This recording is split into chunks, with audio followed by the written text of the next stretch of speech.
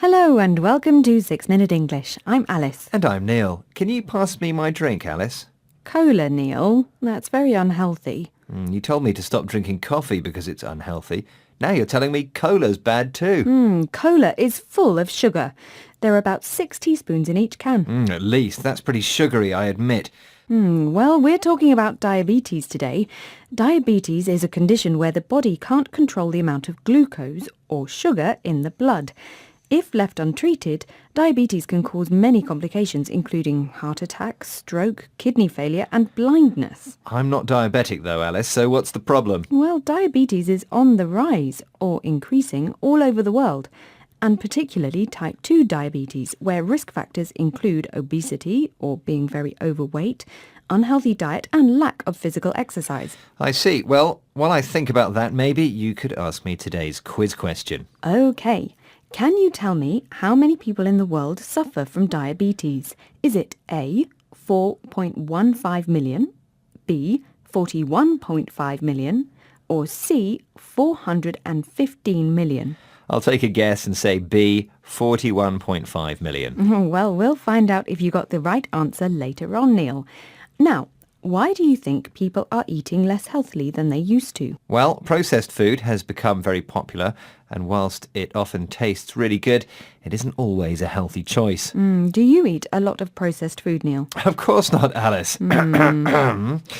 Processed food, by the way, is food that's been changed from its natural state, for example, by freezing or rehydrating it, or by adding ingredients to it, such as sugar, salt or fat. But let's move on now and talk about exercise. Okay, but I hope you aren't planning to have fried chicken again for lunch today from that dodgy fast food joint round the corner. Now, one reason that people are taking less exercise than they used to is because of lifestyle changes. With increasing urbanization, people are no longer doing jobs that involve as much physical activity. Yes, it's true. And urbanization means the growth of towns and cities as people move there from the countryside to live and work. We're all sitting in cars and offices or on our sofas in front of the TV. But it's also true that children are less active than they used to be. I remember running around all the time outdoors when I was a kid.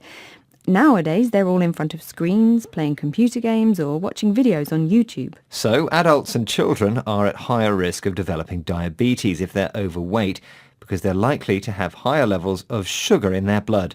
Let's hear more about this from Dr. Etienne Krug from the World Health Organization. Well, diabetes is kind of a continuum. Gradually, the levels of sugar in the blood increase until reaching the level of being diagnosed with diabetes. But people before reaching diabetes have too high level of sugar as well sometimes, and that can be dangerous too, particularly causing cardiovascular diseases, which contributes to mortality too. What's a continuum, Alice? It's something that changes slowly over time. So in this case, as people increasingly eat food that's high in sugar and fat, the amount of sugar in their blood increases. And having a high blood sugar level may reach a tipping point, or a point when small changes become significant enough to cause a big change, and you develop diabetes. But even if you don't develop diabetes, high blood sugar can be damaging to your health. It isn't only damaging to the individual, though. Diabetes has a huge cost to society. $827 billion is currently being spent every year to treat the disease. That's big bucks. What can we do? What can governments do to tackle this health crisis, Alice? Well, a key approach is to tackle the global rise in obesity because this addresses not only diabetes but other diseases too, such as cancer and cardiovascular disease. Let's hear more from Dr. Krug about ways to do this. We need a combination of approaches to promote physical activity and to improve the ways we eat, and that goes from breastfeeding or even working with young kids to increase healthy eating. But the sugar tax is a good example that has contributed in Mexico to a decrease in sales of sugary drinks. And sugary drinks, just one drink can sometimes represent more sugar than a person needs for the whole day.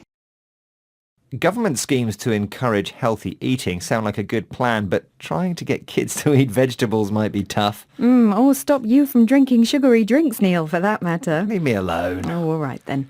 But the government tax on sugary drinks has worked in Mexico, and the UK government is also planning to do this. Okay. Now, remember I asked you, Neil, how many people in the world suffer from diabetes? Is it A, 4.15 million, B, 41.5 million, or C, 415 million? And I said 41.5 million. Sorry, that's the wrong answer, Neil. Of course it's the wrong answer. Yes, I'm afraid so.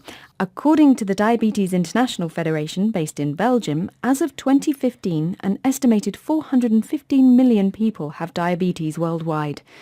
This represents 8.3% of the adult population, with equal rates in both women and men. Okay, I'll be drinking herbal tea from now on.